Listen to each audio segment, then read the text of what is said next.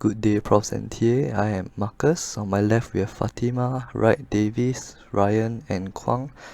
We are all from lab group SS6, and together we form the assignment group 6.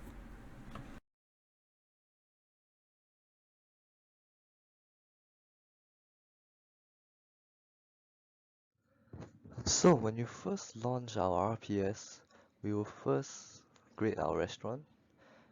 As you can see, it only takes in even numbers, 2 to 10 size, and when you key in the invalid size, they will prompt you.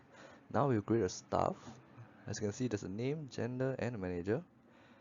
Now we will jump into our first menu option, and the first menu option we will show you that we'll begin with no a la carte and packages in our menu, and right now we'll be adding items slowly into our menu.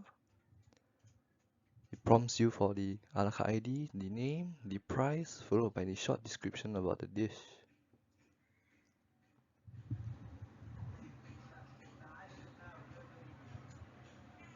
And you would finally key in the category, of course. Now this example right here, we will be keying in the same ID that was already created. And as you can see, it will tell you that it's an invalid ID as it has already exists, and it will prompt you to use a different ID. So right now we will continue making the rest of our menu correctly. This is a large soft drink, and it will be categorized under drinks.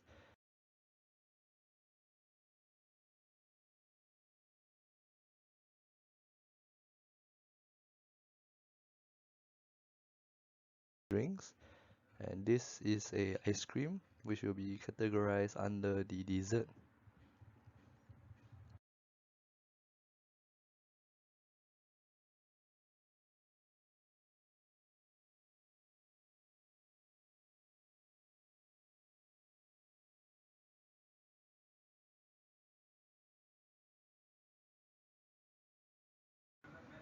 And this is our fourth dish, cheesy breads.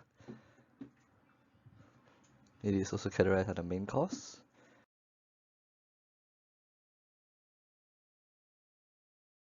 And now we'll be making our promotion package. We'll just simply key in the already existing a la carte meals and just add it in, and based on the quantity. And to end the addition of a la carte into our promotion package, we would simply just key in -1 when they prompt for you to continue. As you can see, keying 99, non-existing ID, it will say not valid ID. After you add all a la cartes in, you'll be prompted to create an ID, a name, the price, and the description for the promotion package itself.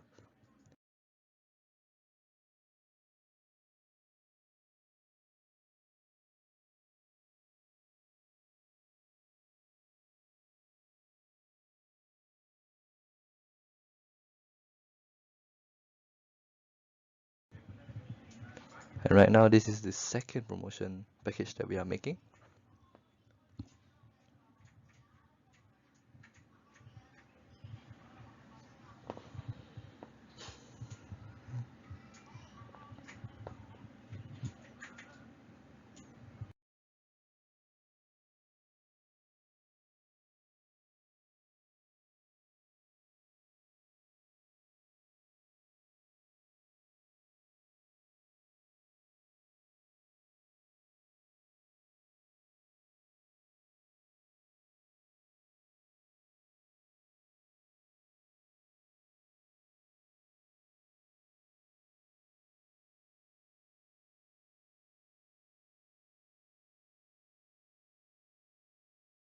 See, we'll be viewing our menu now, and as you can see, whatever that we entered is now in our menu. Now we'll be removing items from our menu. So firstly, we have removed the ID4, which is the cheesy bread from our item, and it also automatically removes from our package item.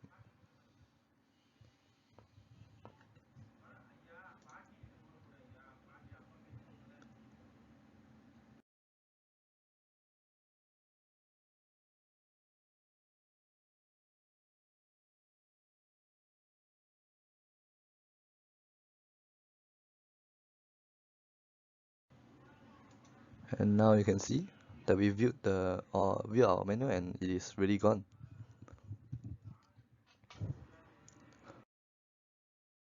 And now we'll be editing one of our a la carte menu item.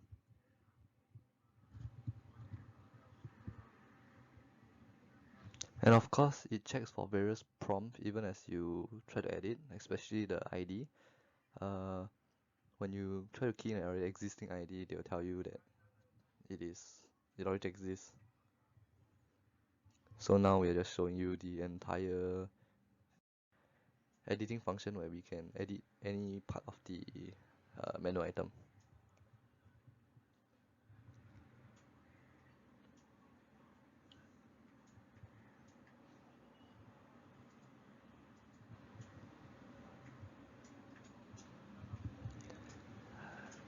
As you can see, we changed the ID, but we also changed it back for test case purposes. But you can see that the price that we changed has shown in our menu.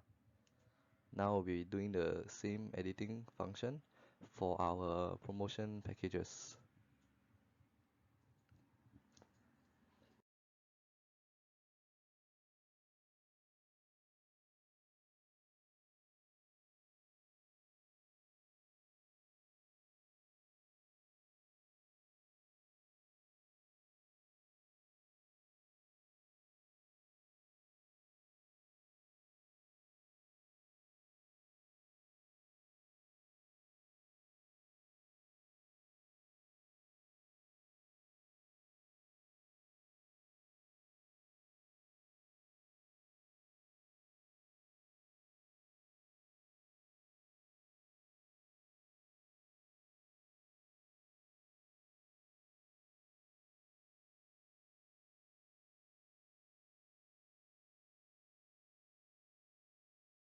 And now we'll move on to our second function, which is all the stuff option, addition, removal, and viewing of stuff functions.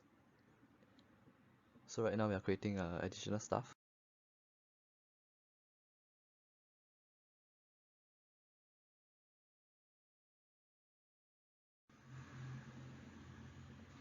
So as you can see, it's created, and now we'll be removing that stuff.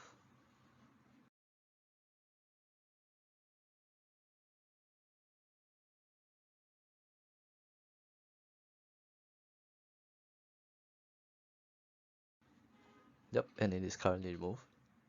Now we move on to our table functions. And as you can see, these are the three tables that we created at the start. They all are available and have currently 0 people sitting in the table. Now we'll add a new table, size 8, and we will show you that it is added. And right now we will be removing the previously added table, and we will show it to you. Yep.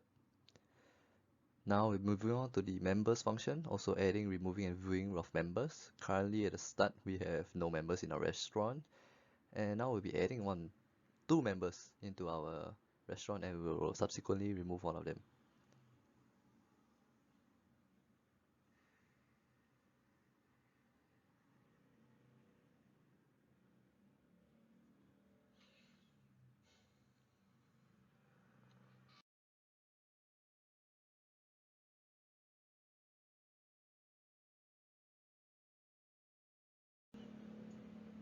We will show you, yep, both members are in, and now we move the first, yep, and we'll show you again that, yep, now we only have one member. Moving on, we'll be seating our customer.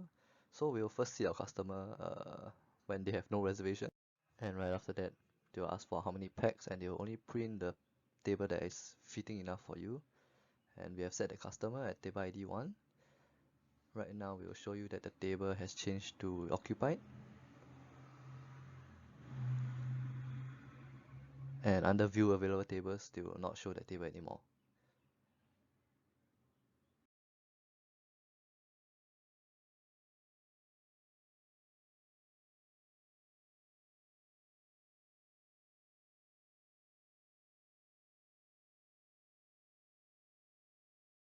Now we'll be creating a order. As you can see, there were no order at the start, and we'll be creating the order for the table ID one that was seated previously.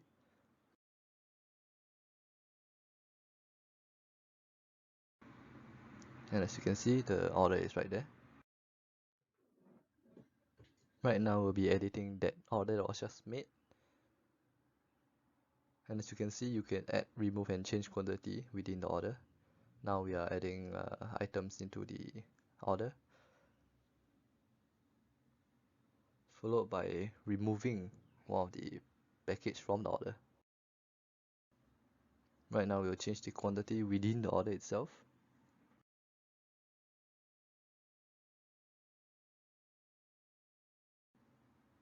And we will show you the new modified order. And we will then remove the order from the table ID 1. And we will show you that after removing, there is no order at all. So right now we have our reservation function. And right now you can see that he's currently creating a reservation for this year, today at 7 p.m. Our assumption is that you can only create a reservation for this year. So he chose to book table ID 0. And right now he's creating another reservation for this year, today as well, but he's creating a reservation at 5:30. Now it's around 6:30. So our system will not allow for a reservation to be created in the past.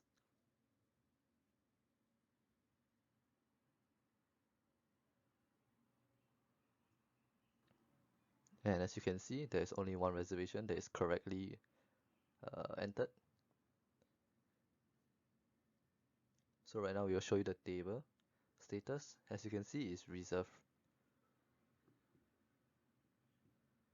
So right now we will seat our customer, and this customer has a reservation that was made earlier.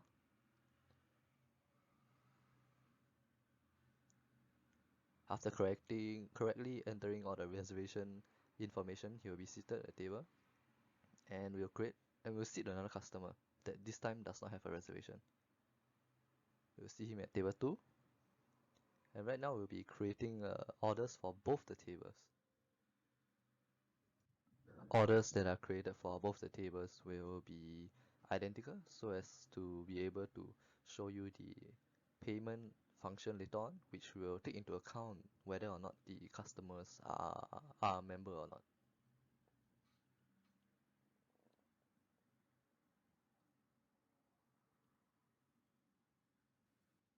Right now we'll show you the order, and we'll be making them pay for the order.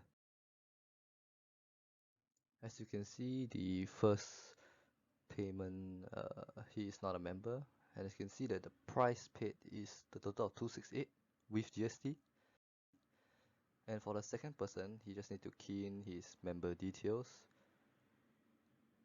and he will be paying lesser than $2.68. He will paying a total of 254, which is a 5% discount. Right now we will be showing you the tables after they paid. As you can see, they are set to available, and the packs set to 0. Right now we'll just show you one more test case of sitting a customer and making him pay for it, so that our total revenue report will have a total of 3 past orders for Friday, which is today. Just a note to take, the table ID 1 was a test case that was previously made, and we just removed his order. So currently he is just a customer still sitting in the restaurant. And right now we'll make the last test case pay for the order, and we'll be generating the total revenue report by day, which is today, Friday. And we'll see that all the tables are currently set to available and the packs is 0. And that concludes our program, and this is the final sales report text that's being generated. Thank you, profs and TA, for your time.